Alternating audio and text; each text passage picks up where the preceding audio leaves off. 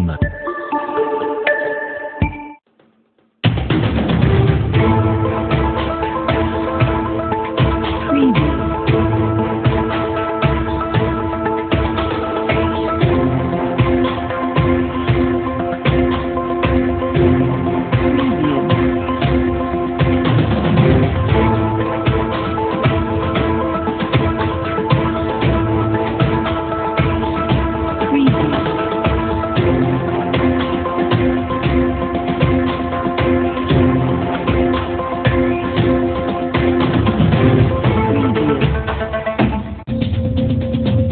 Après plusieurs villes, notamment Goma, Beni, Bunia et Kinshasa, l'ancien gouverneur de l'ex-Katanga sera dans la ville de Kolwezi, ici au Lualaba. Ce dimanche 9 juin, des stratégies ont été mises sur pied pour un accueil délirant. Une délégation venue de Lubumbashi séjourne dans la capitale mondiale du cobalt pour la réussite totale de cette visite. La 30e CPECO a clôturé ce même dimanche la convention organisée au stade de la Verdure à la cité Jekamine. Ces derniers jours, plusieurs personnalités ont fait le déplacement pour implorer la grâce divine. Voilà tout pour les sommaires. Restez branchés pour la suite. À travers le monde, vous êtes nombreux à regarder la télévision Wango. Bienvenue à tous dans ce journal. L'eau est devenue depuis plusieurs jours un casse-tête pour la population de la cité Jekamine Moussonoy, située à environ 20 km du centre-ville de Kolwezi. Les habitants de ces coins de la ville sont obligés de se réveiller tôt pour s'approvisionner en eau potable. Ils souhaitent plutôt voir les autorités se pencher sur cette question. Suivez. Nous sommes à la cité Jekamine Moussonoy, à quelques kilomètres du centre-ville, où l'eau est devenue une denrée rare à cette population. De loin, seule la couleur jaune frappe aux yeux. Cette situation ne n'épargne personne. Hommes, femmes et enfants, tous doivent se faire violence pour s'en procurer. Dorcas Mujinga nous relate le fait.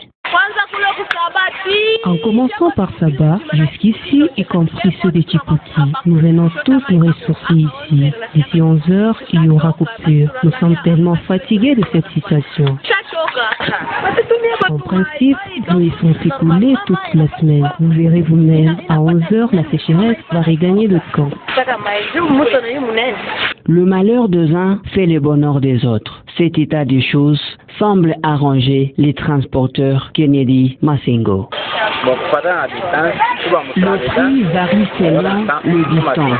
Ceux de Tradeka, nous le faisons avec 1500 francs ou 2000. Et ceux de Kipushi, 200 francs. Nous ne les faisons pas pour le plaisir. Le désir ardent de ce fils et fils de la province du Lualaba est de voir l'implication des autorités dans ces coins. La réhabilitation du bureau communal de Dilala fait encore un débat à Kolwezi. Certains Lualabais rencontrés disent que cela n'était pas une priorité pour la population vu les différents problèmes que connaît cette dernière. Ces Congolais souhaitent voir le nouveau code minier qui met l'accent sur la vie des communautés locales être appliqué. Reportage une fois de plus de Mikantinga. Jamais les grands Katanga n'avaient bénéficié d'un bureau communal de cette trempe, faisant ainsi la une de journaux tant locaux que nationaux, entraînant dans leur fièvre la communauté des réseaux sociaux pour les Lualaba en général et Kolwezi en particulier, grâce à la redevance minière, l'un des héritages de l'ancien président Joseph Kabila Kabange à travers les nouveaux codes miniers révisés. Je félicite donc la commune de Dilala pour avoir servi l'exemple avec l'utilisation de la quote-part de la redevance minière pour reconstruire et moderniser ces bâtiments d'utilité publique. Toutefois, je me dois d'insister sur l'obligeance de la culture de la redevabilité afin que l'argent issu de la redevance minière soit réellement affecté et ce, de façon efficiente au projet de développement des entités territoriales décentralisées. Si cet état de choses peut réjouir les uns, certains le qualifient de gabegie financière. La réhabilitation de ce bureau communal de Lilala, qui a coûté 756 000 $ américains, n'était pas une priorité aux communautés, qui sont obligées de se réveiller à 4 heures du matin et faire la queue pour espérer avoir de l'eau potable. Nous effectuons une longue distance pour venir s'approvisionner en eau potable. En plus, vous êtes obligés de vous réveiller très tôt. Sinon, à 11 heures, il y a coupure. Comment vous pouvez vivre sans eau? Chaque besoin nécessite de l'eau. Est-ce que c'était ça les besoins de la population? Parce que l'idée primordiale pour laquelle cette redevance a été une innovation par rapport au nouveau code minier, c'était que ça ait un impact sur les communautés impactées. Effectivement, la commune de Lilala, c'est parmi ces communautés qui sont impactées. Est-ce que les besoins primordiaux de la population de cette commune de Lilala étaient de voir la commune s'habiller d'une bonne robe ou d'une nouvelle robe, ou la population a un autre besoin? Le respect et l'applicabilité du nouveau code minier à chaque niveau et chaque degré serait souhaitable dans la construction d'une véritable province pilote.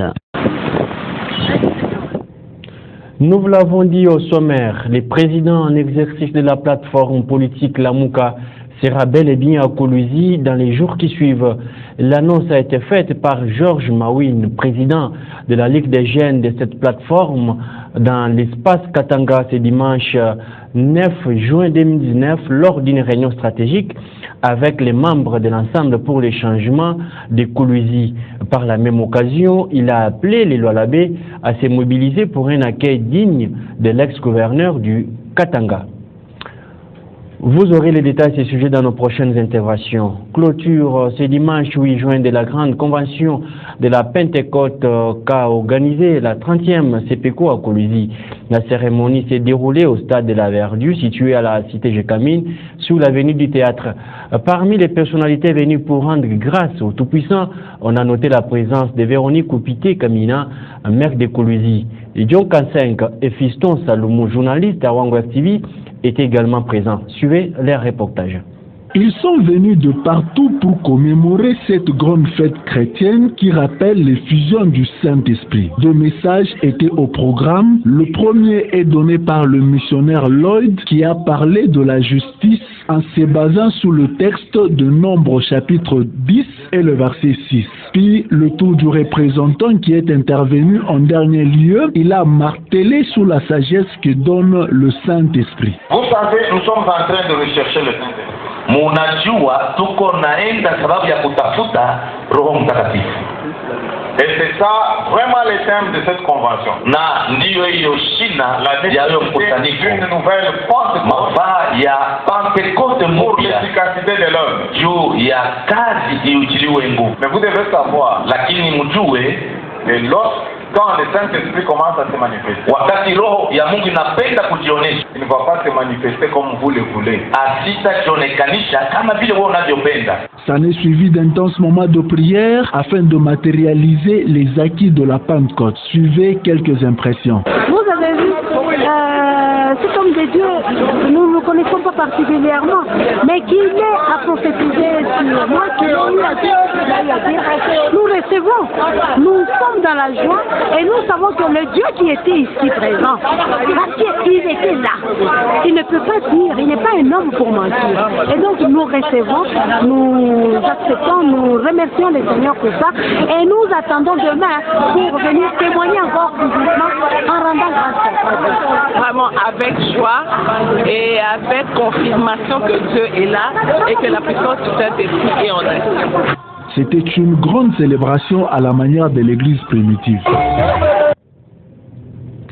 Vous avez corrigé avec moi que cette cérémonie s'est déroulée dimanche 9 juin et non 8 juin comme annoncé.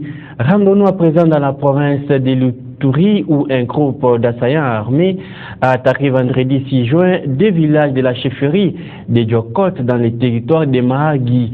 Plusieurs morts et des pertes de biens matériels ont été dénombrés. Commentaire d'Eric Kassongo Mukena. Ces assaillants ont commencé par piller un véhicule chargé de vivres qui se rendait à Bunia. Ensuite, ils se sont dirigés vers les marchés. Sur place, ils ont tiré plusieurs coups de balles, pillé d'importantes quantités de marchandises. Les gens ont fui, les bébés, les marchandises, véhicules et autres ont été abandonnés au marché. Les bilans provisoires fait état de 2 civils tués, 4 blessés, dont 2 grièvement. Bilan confirmé par les chefs des chefferies de Djoukot, Losani, Atinda, Jean, joint au téléphone par un média de Bunia. Les chefs d'état-major général adjoint de l'armée, le lieutenant-général Gabriel Anissi Kumba, avait dit que l'opération va intervenir rapidement, sans traîner. Il a regretté que l'appel à l'intervention rapide de l'État aurait dû se faire avant que le pire n'arrive. Le deuxième village attaqué par les assaillants est Djopuyaka. Les hommes armés y ont incendié plusieurs maisons. On reste dans cette partie du pays pour vous dire que suite à ces actes d'incivisme, les chefs d'état-major général adjoint de l'armée congolaise séjournent depuis quelques jours dans cette partie. Le général Tangofo est allé dans ce secteur opérationnel pour réconforter les troupes engagées dans les rétablissements de l'autorité de l'État. Plus de détails, c'est avec notre consoeur Charlie Omba qui signe ce reportage depuis Ituri.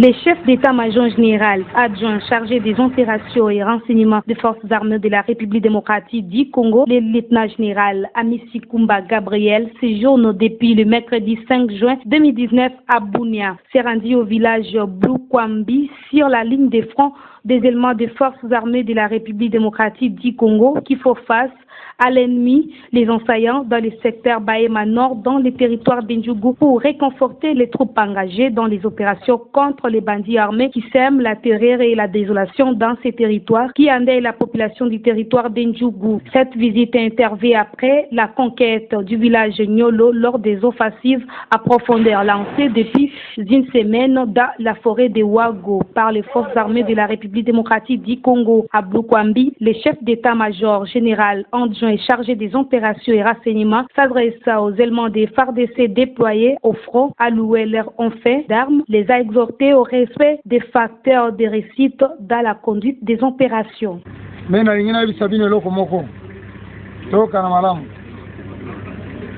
Namokili mutumoko te na mokili atika la kaseko na mokili azate bozona na ngai na komi na Goma na lingina na zonga na Kinshasa mokonzi mboka lobi no kokende nanu te koma na Bunya mais soki tozosala armée discipline ezali te tokolonga etumba te oyo ezali vraiment fonga makasi te babandi oyo soki benga za na makasi banda bozali awa 4 jours bele basi balandi bino awa tene bisala ndele bitumbesala eza boye te alors bozala ba mibali bon il faut regarder honneur na dignité na bino koko nettoyer babandi wana obike soda soka zoke mitumba ko ebanzam ayibelo kwa mutute abanga kokufa te kozo mosi ya mutute.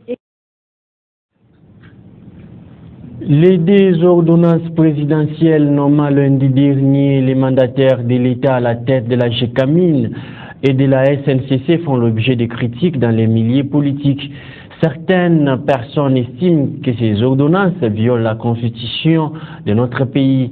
C'est ce qu'ont affirmé notamment les députés Henri Thomas Lokondo du FCC et Constant Moutamba, président de la NOJEC. Mais pour les constitutionnalistes André Mbata, les 2 ordonnances décriées n'énervent pas les lois du pays. Il a dit au cours d'une intervention sur la télévision nationale congolaise. Suivez.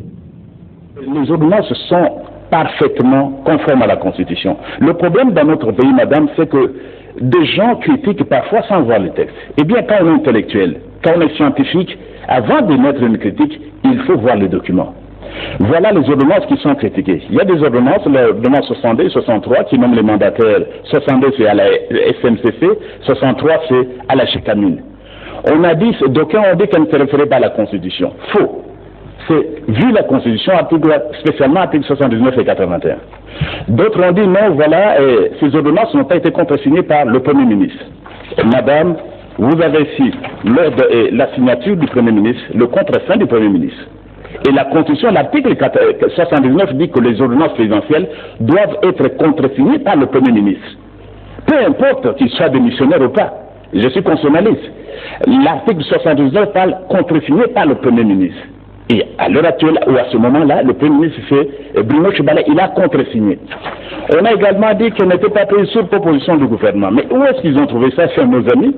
Et ils font peut-être du saute-mouton en droit constitutionnel. Il y a des saute-moutons qu'on voit ici dans la vie. Voilà, c'est sur proposition du gouvernement.